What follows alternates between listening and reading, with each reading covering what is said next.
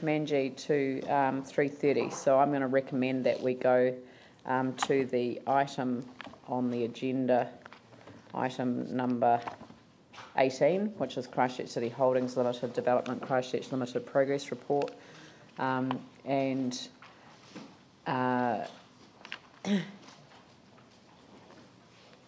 Yeah, so yes. Excuse me? Excuse me, he's conflicted on this matter, so I asked him if it would be all right if we dealt with it as an item after lunch.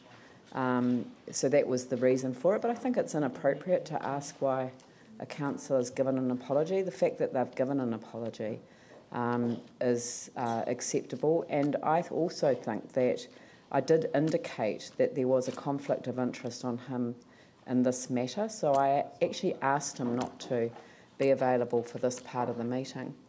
So, would someone like to? Well, I'd like to move the staff recommendation because I'm very happy with it, and that's seconded by Paul. But I have also spoken to Councillor Turner, and he's keen to move an amendment, and I'm happy for that. Is there a seconder for that amendment? Phil Clearwater. I'll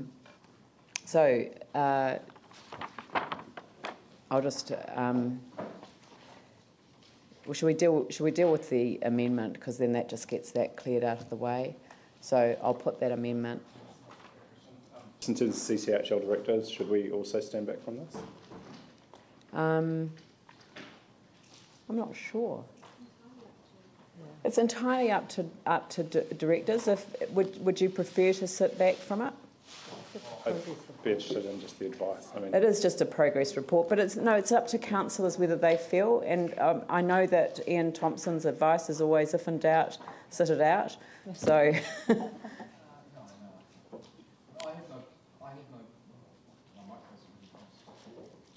have no problem with taking part in it because the council directors aren't a part of it anyway. It's a side from it, so it's material. Yeah.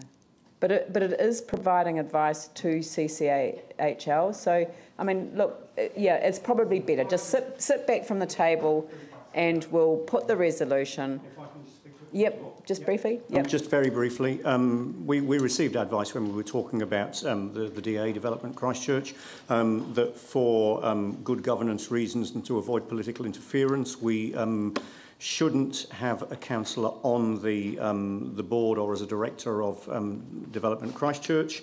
So it seems inconsistent to me that we would consider having a councillor on the establishment board. I think it's important that we have that consistency for exactly the same reasons as the advice that we received around the final board. So that's the reason for the amendment. I think, you know, if there's an issue around political interference with the board, then there's potentially that same issue with the establishment board. So that's my reasoning for the amendment. That's fine. So I'll put that motion, the amendment. All those in favour say aye. Aye. Those opposed say no. That's carried. So that's sorted that. And in a way, I just wanted to kind of clear the air with that one, and that one's fixed. And yep. Well, there was nobody asked to have it recorded against, so it's pretty clear that it's unanimous. So. Because I really want to talk about how excited I am about the actual resolution, so I didn't want to kind of sidetrack on that, and that's now dealt with. And so I don't know whether anyone wants to. Well, I'll kick off the debate on the Development Christchurch. I think that this progress report represents real progress, and I am really excited about the potential that it brings to the capacity of the Christchurch City Council to once again play a leadership role in terms of the development of the inner city. When I've actually reflected on what was happening in Christchurch, and in particular in relation to the Christchurch City Council prior to the 2010 earthquakes, what did I discover? the Christchurch City Council was deeply concerned about the inability to excite and ignite the central city. And so a lot of work had been undertaken to try and develop a plan about how to actually reinvigorate the central city. I mean, we've heard a lot of debate over recent times about New Brighton, but actually that was exactly the same debate that was going on about Christchurch Central City. And I know that I can see my seconder, Paul Lonsdale, nodding his head, because as the local business association, they were moving to a point where they were going to seek from council a targeted rate in order to be the drivers of the change that the central city required. And that will come again. There will be a time when the business association will combine with the local communities that are living in the central city to actually really reignite that sense of what's possible. And so Christchurch Development Christchurch Limited gives us the opportunity to step into or step up very quickly. So we start at this establishment phase to get good processes in place, to bring back to the council table a statement of intent and a proposed set of directors, and we can hit the ground running.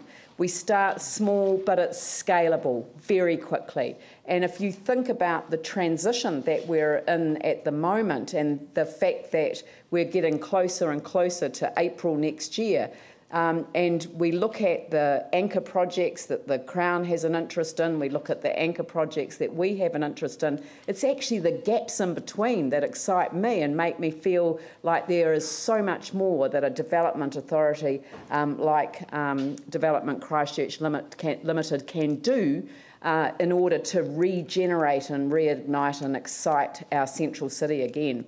I also know that a lot of people have expressed concern about the state of New Brighton, and again, with a professional development company in place, the capacity to engage not only with local businesses but with the community and the private sector, I just can, and I really want to repeat the words that I think it was Jason Mill used at the end of his contribution to the discussion on the LTP last Saturday, which was, instead of thinking about a legacy project for Brighton, think about Brighton as the legacy project for Christchurch.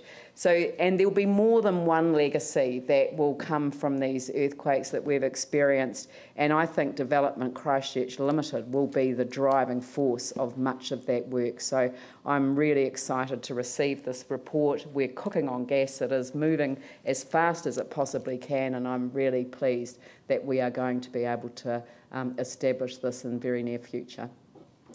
Is there anyone else that would like to say anything? Paul? No, Yanni, you can't. Actually, I totally support everything you just said. I think it's a great vehicle for us, being able to interact with the private sector and actually being more a part of actually how the city grows and how we can partner those other private sector organisations that want to invest, and making sure that they can invest in a way that by the time they've finished doing whatever project it is, they go, wow, that was really, really great. I really enjoyed that experience because it was fast, it was nimble, and we did it in a timely fashion, and they want to do more. And I think that's the key part. Jimmy? I also go with your point of view, because while this kind of very, very crucial vehicle, for the kind of the rebuild the city, and also in the future, from now on, we can see the new legacy, the project of the new council on maybe some of the community facility probably can through this vehicle, to establish. So I think that's very important. And also another one is not only restricted to the central city, CBD only, actually it's the suburban area citywide. So that's very, very crucial. So I go with this one. Yeah. Thank you very much. Glenn? Thank you. Yes, I think it's good. Give this the green light, get up and running. I think Council's already shown a lot of good leadership today. And people know that when we go well, the city does go well. there's already some existing incentives there by way of the DCs, and I think we could look to build on that. I've had the thought for a while that I think it was a bit of a structural problem putting the main focus just on the CBD, so we need to retain that, but also remember that it is a bit like that hub and spokes model in a sense. It only has meaning and makes sense when you've got your suburbs connected up as well. This will send out a good signal today that we're prepared to be innovative, and I think that the city will respond. Phil.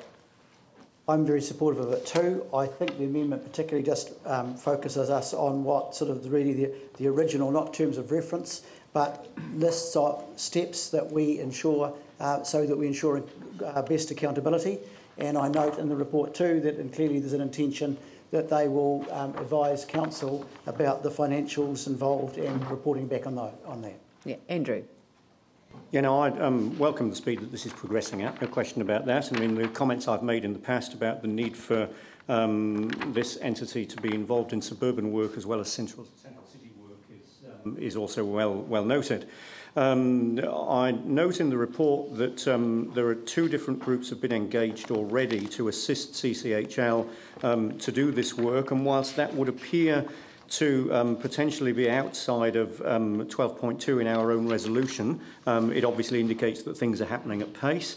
When we get the statement of intent based on the business plan back, I'll obviously be keen to have a look at the budgets and the way that this is going to play out. One other thing I am mindful of is that we've got a 6 to 8 week lifespan for the establishment phase. Given that we've got some projects that we perhaps would like to be talking about placing with Development Christchurch as soon as possible, I think it's important that we get on with this as quickly as we possibly can so that we can move through the establishment phase, get some work underway so that we can actually start delivering some results. Great.